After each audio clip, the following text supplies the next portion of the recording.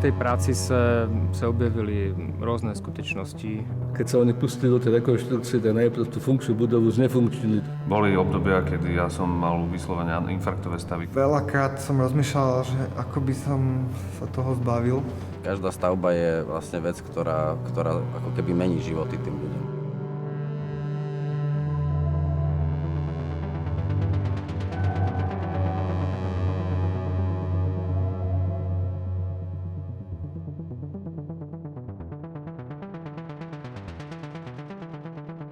Táto budova bola postavená na mieste pôvodnej synagógy, ktorá už nebola dosť veľká pre potreby židovskej náboženskej obce.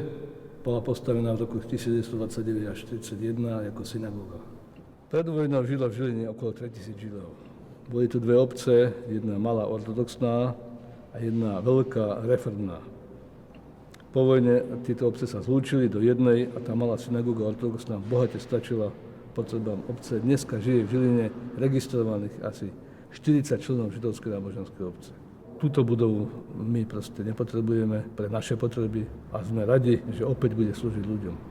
Jedného dňa, niekedy koncom roku 2010,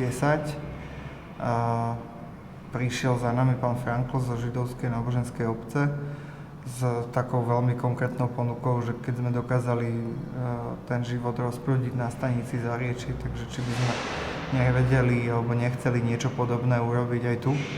Zobrali sme to v prvom rade ako zodpovednosť, že sme asi jedni z mála, ktorí si uvedomujú v tom čase hodnotu tej architektúry. Architektom tejto stavby je svetoznámy architekt Peter Berenc a to myslím mluví za vše. My sme sa o nej s Marekom dosť dlho predtým v podstate bavili. Ona bola v podstate zabudnutou v rámci Žiliny. Množstvo obyvateľov to vnímalo ako kino alebo aulu univerzity, ktorú si ešte pamätali a málo z nich v podstate si pamätalo, že to bola kedysi synagóga. Tá stavba je pre mňa vždy skôr iba ako keby nástrojom, prostriedkom k dosiahnutiu toho cieľa. A tým cieľom bolo vlastne prinášať akože zaujímavé umenie a viac kultúry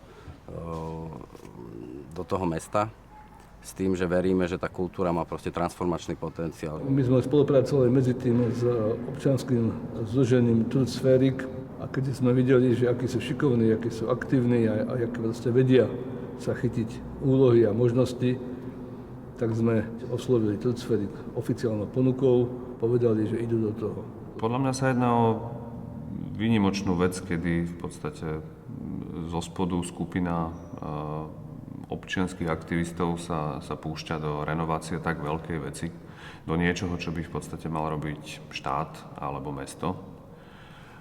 Čo mi samozrejme bolo od začiatku sympatické a tým pádom som povedal samozrejme áno.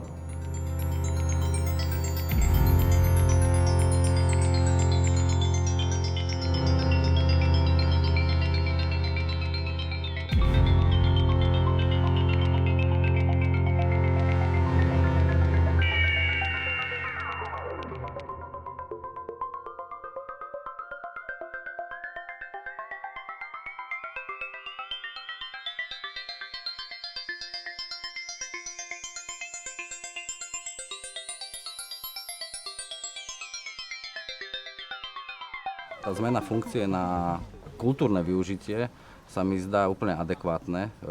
Je to oveľa lepšie, ako dopadli mnohé iné synagógy, nielen na Slovensku, ale aj všade v strednej Európe. Tých synagóg to sú stovky až tisíce objektov, ktoré mnohé z nich dopadli veľmi zle. Dôležité je zabezpečiť nejakú rovnováhu alebo nejaký vzťah, nejaký dialog medzi tou existujúcou architektúrou a tým, čo vlastne s čím vstupujeme my do toho objektu. To znamená novou funkciou výstavných priestorov, majú sa tam robiť koncerty, čiže ide o nejaký taký viacúčelový priestor a to musí byť nejakým spôsobom vybalansované s tou obnovou tej pôvodnej synagógy alebo tej pamiatky. Vlastne celá tá rekonštrukcia, ktorú robíme, nie je stavba. Nie je to ako technická záležitosť, je to skôr príbeh. Príbeh o nás, čo sme boli schopní, čím sme žili, čo nás baví, čo vieme, s kým sa chceme stretnúť. A toto všetko, na pozadí tohto príbehu sa dejú tie stavbárske veci.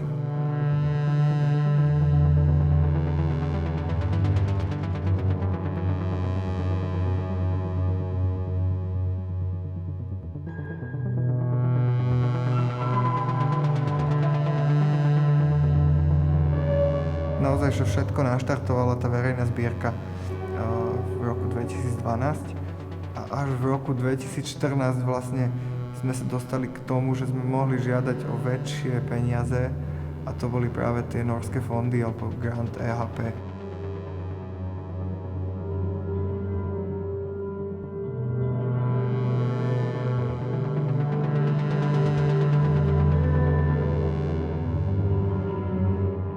Byly tu chvíle, kdy jsme museli opravdu bádat, například u východnej stěny, která byla vlastně vystrihnutá a my jsme neměli nějaké historické dokumenty, len nějaké skici, které jsme nevěděli, či to tak skutečně bylo postavené jako ty skici, takže nějaký relevantní projekt nebol, ani žádné fotografie dobové, takže jsme hledali vlastně, ako ta stěna vyzerala. 1000 tón asi vecí, odpadu a nepotrebných záležitostí bolo odtiaľto vyvezených.